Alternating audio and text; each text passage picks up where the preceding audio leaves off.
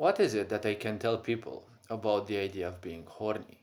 Well, the idea of being horny is always something psychological. It is always something mind related. It is not something that you necessarily compose. Sure, in different situations, people will create their own imaginations and create their own fantasies and how they wish things would be. But the very simple point in many cases, horny is something which is more like an adaptation of the mind to what you usually add into it or to what usually bombards you. Because many people are usually conscious or seek to be as conscious as possible about what they put into their minds because nowadays you're being bombarded by way too much information. And most of it obviously will not suit you too much. Most of it is either a distraction or you're not interested in those topics or it's the typical situation your fatigue has fatigue. Yes? Good. So the very simple point is, when it comes to the idea of horny, this has been demonized so much by society and mm, readings, writings, and all sorts of things, religious figures, cultural figures, and the such. But people simply don't take into account one thing. Horny is just a result. See, we live in a society where information travels way too fast and it spreads way too fast. All the information that someone deems worthy or important to them is always one button away from a share. Yes? The algorithm is something that doesn't necessarily know what you want in a way. Yes, it gives you certain things based on what you look for, but it will always throw in random stuff and you'll end up wondering why the heck you're still doom scrolling. Yes? We live in a world where everything is sexualized, and well, the idea of being horny also existed before us and our existence, before we were born, because let's be honest, society has done a poor job when it comes to handling people's psyche and emotions, and obviously they done even a worse situation, even a worse handling themselves. And society, in the end, what is it but a reflection of its own denizens? And if the denizens simply live life unconsciously, they will end up in this situation where, due to the lack of attention, they will think that there is something wrong with them. In time, they will think that there are more things wrong with them, and in the end, they will end up being comfortable with the fact that everything is wrong about them. That is why people will gladly embrace the ignorant side of, well, if it comes to them being a sinner, well, why not in the end? Because, as many of the religious texts say, whatever you do, more or less, sooner or later, you will be harshly judged by God, so why not be a sinner instead? This is how usually things develop in a sick society, in a society where its denizens have forgotten to give attention to their own kin, and well, they end up living life as if it's only them on this planet. There is also a psychological state about this. I forgot what the name is. That everything that there is around in this world is more or less connected to them, and everything is more or less aimed specifically at them. This is a dangerous thing because when people go to a communion, to mass, whatever it's called, yes, they see a preacher, a imam, whatever their names are. When that person talks, these people are stuck in the idea that that person speaks about God to them only, yes, to them specifically, and not to anyone else. The others are probably not even important. They are probably just some wandering figures, or they probably don't even exist. And this is how, in time, the expectation that something up there will solve all their problems, and coupled with the comfort of not doing anything and expecting that others will solve your problems, especially after having been the one for a long period of time who solved other people's problems. Some people, usually women, end up in this situation. They are raised in an environment where they are taught toxic feminine. Handle all other people's problems except your own. Yes, it is egotistical to handle your own problems. This is how narcissism functions. Yes, it always wants to take, it never gives. It does give, but the only reason why it gives is because it has some strategy to extort something out of their targets. Yes? So, with this in mind, when we look at things and go even further, The problem that many people have is that they don't understand how their mind functions. You don't have to actively put something into your mind. The mind will always pick up things from others as well. You're playing games that are more or less horny. You're playing games that also have LGBT tendencies, yes, and these also have their own points of view as well. So, more or less, you are bumping into a lot of sexualization. The news, movies, and even books all seem to revolve more or less around this. Yes, even like almost every time you watch women on television or even on the streets, especially in the warmer seasons, they are usually more scantily dressed. So it's easy to slip, some of those ideas. Now, a lot of people are blaming their mind. The point is, why not make use of it instead?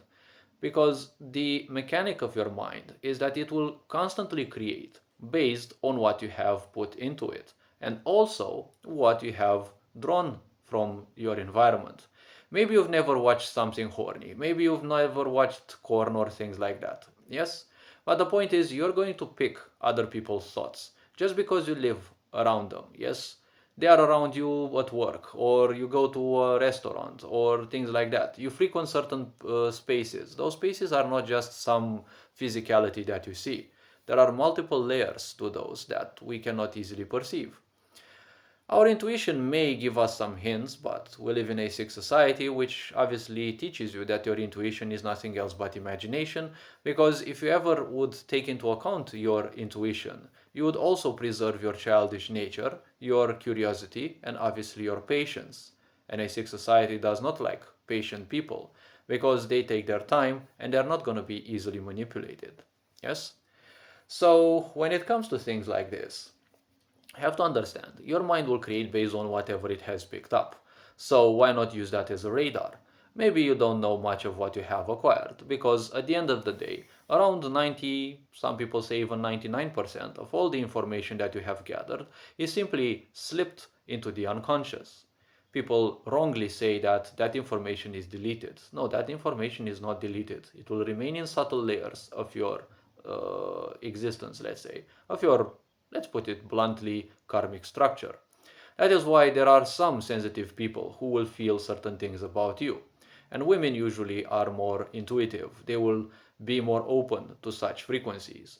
That is how psychologically women can perceive certain things in people. For example, whether they are professional masturbators or whether they are of a certain vibration. Like, for example, they pose as being shy but they like being dominant or whatever, things like that.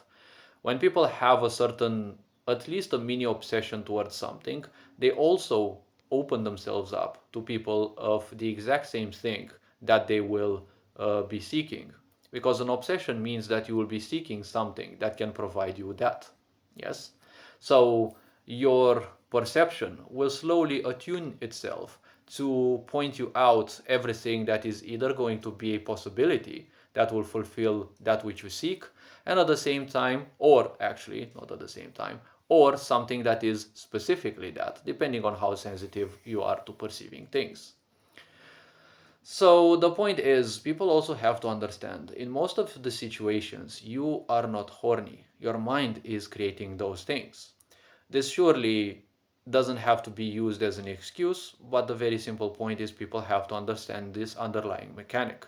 In most of the situations, you only become conscious of your thoughts. You're not creating those.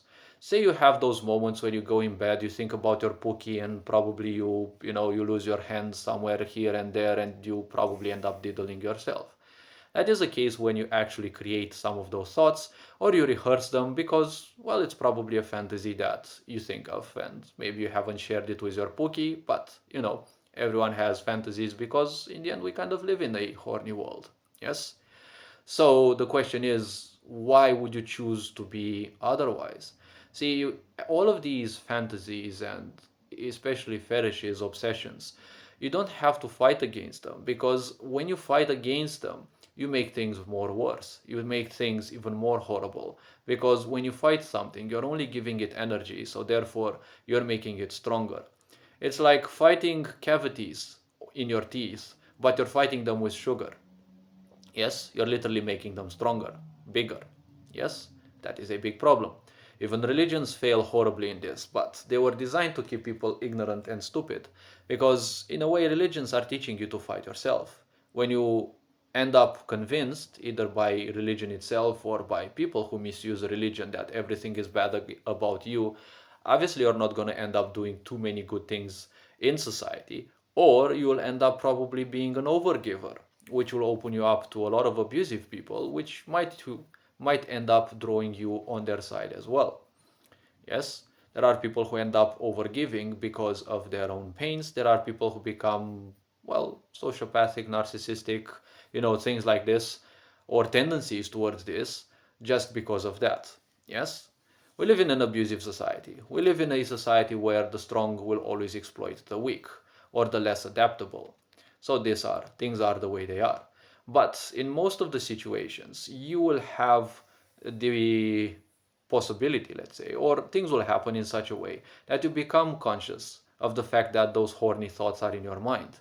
The mind will keep concocting things in the background because when you are horny, technically you have convinced the life force within you that it is comfortable and it is good to think about such things.